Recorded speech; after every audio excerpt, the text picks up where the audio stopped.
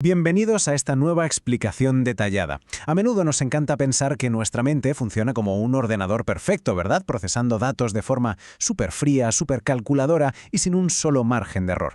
Pero bueno, la realidad psicológica es muchísimo más compleja y, a decir verdad, bastante más imperfecta. Hoy vamos a sumergirnos de lleno en un tema fascinante, el razonamiento humano. Y más concretamente, vamos a ver cómo los silogismos deductivos dejan totalmente al descubierto esa enorme brecha que existe entre la lógica teórica, que es absoluta y perfecta, y cómo nuestro cerebro procesa la información realmente en el día a día. Para que el camino quede súper claro, esta es nuestra hoja de ruta de hoy. Primero veremos la estructura del silogismo categórico.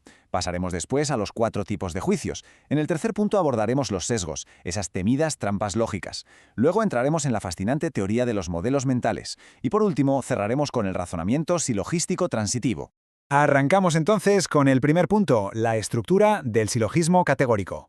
Empecemos por la base absoluta. El silogismo categórico es, literalmente, el pilar central de la lógica clásica. Es como una receta muy estricta que consta de 2 premisas, las cuales nos proporcionan información, y una conclusión que tiene que derivarse de forma impecable de esas premisas. Esta estructura es súper rígida, no se puede alterar. Siempre va a tener un sujeto, un predicado y lo que llamamos un término medio, que hace de puente conectando las 2 premisas iniciales. La norma de oro de la lógica es que si esta estructura encaja perfectamente, la conclusión es irrebatible. Pasamos ahora al punto 2, los 4 tipos de juicios. Dentro de este sistema, la lógica clasifica las premisas utilizando 2 grandes criterios: la cantidad, es decir, si son universales o particulares, y la caridad, si son afirmativas o negativas. Al cruzar esto, nos quedan 4 combinaciones, 4 piezas maestras. El tipo A es el universal afirmativo. Por ejemplo, todos los médicos son personas prudentes. Aquí creamos un subconjunto claro. Luego está el tipo E, universal negativo. Ningún pez es un mamífero, que establece un muro infranqueable, una separación absoluta entre las 2 cosas. Entrando ya en lo particular, tenemos el tipo I, particular afirmativo. Algún pájaro es azul, donde los conjuntos solo se solapan en parte. Y finalmente el tipo O, particular negativo. Algún coche no es rojo. Es importantísimo entender que cualquier silogismo categórico del mundo se construye combinando estas 4 piezas, como si estuviéramos jugando con bloques lógicos de construcción. Y aquí llegamos al punto 3, que es donde la cosa se pone interesante. Sesgos, las trampas lógicas. Resulta que toda esa ilusión de que razonamos con lógica pura se desmorona rápidamente, porque el cerebro cae en errores cognitivos muy predecibles. Vamos a ver uno de los cortocircuitos más comunes, la conversión ilícita. ¿Por qué nos pasa esto? Pues porque nuestra mente es ahorradora y siempre busca tomar atajos. Cuando en una premisa afirmativa vemos que 2 conceptos comparten algo, el cerebro asume alegremente que son totalmente intercambiables. El ejemplo clásico, fijémonos. Sabemos que todos los hombres son mortales, hasta ahí todo correcto, pero la mente hace un salto triple y concluye: ah, claro, entonces todos los mortales son hombres.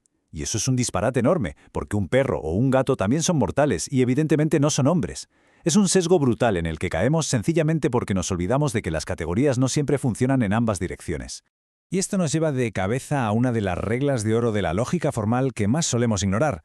La validez lógica depende única y exclusivamente de la estructura, jamás del contenido de lo que estemos hablando. Para la lógica da exactamente igual si hablamos de manzanas, galaxias o centauros. Si el esqueleto argumental está bien armado, la conclusión es válida. Pero claro, intentar que la psicología humana ignore el significado de las palabras es una tarea casi imposible.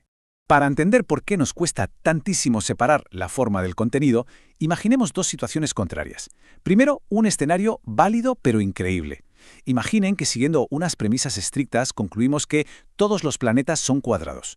Estructuralmente puede ser impecable, pero la mente se revela de inmediato porque choca con la realidad. En el otro lado del cuadrilátero tenemos el escenario inválido pero creíble. Aquí la conclusión suena súper razonable, algo muy de sentido común, pero resulta que el camino deductivo que nos ha llevado hasta ahí está totalmente plagado de errores. ¿Y qué hacemos?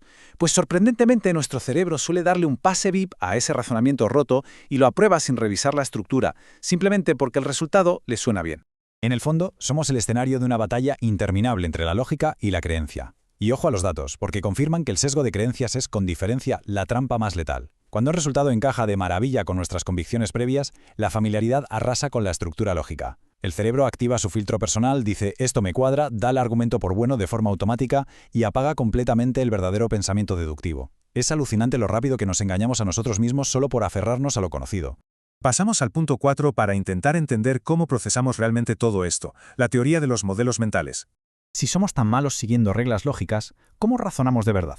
La respuesta más contundente de la actualidad nos la da el investigador Philip Johnson Laird con su teoría de los modelos mentales, que supuso un cambio de paradigma gigante. Básicamente viene a decir que los humanos no razonamos aplicando normas matemáticas o reglas sintácticas, sino mediante un proceso puramente semántico. Lo que hacemos en realidad es imaginar la situación. Nos montamos una película. Construimos representaciones mentales del mundo que nos plantean las premisas, como si estuviéramos diseñando la escena de una obra de teatro en nuestra cabeza. Este montaje mental ocurre en 3 fases superordenadas. Primero, la elaboración. Aquí cogemos la primera premisa, la interpretamos y creamos un boceto inicial en nuestra mente. Después llega la combinación. Cogemos la segunda premisa, la metemos en ese mismo escenario imaginario y tratamos de formular una primera conclusión de prueba para ver qué pasa. Pero el momento crítico de verdad es la tercera fase, la validación o refutación. Para que el razonamiento aguante, la mente se pone a buscar contraejemplos de forma activa, es decir, intentamos imaginar situaciones alternativas que desmonten o falsen esa primera conclusión. Si rebuscamos y no encontramos ningún modelo que rompa nuestra escena original, entonces aceptamos la conclusión como definitivamente válida. Entramos en la recta final con el punto 5, el razonamiento silogístico transitivo.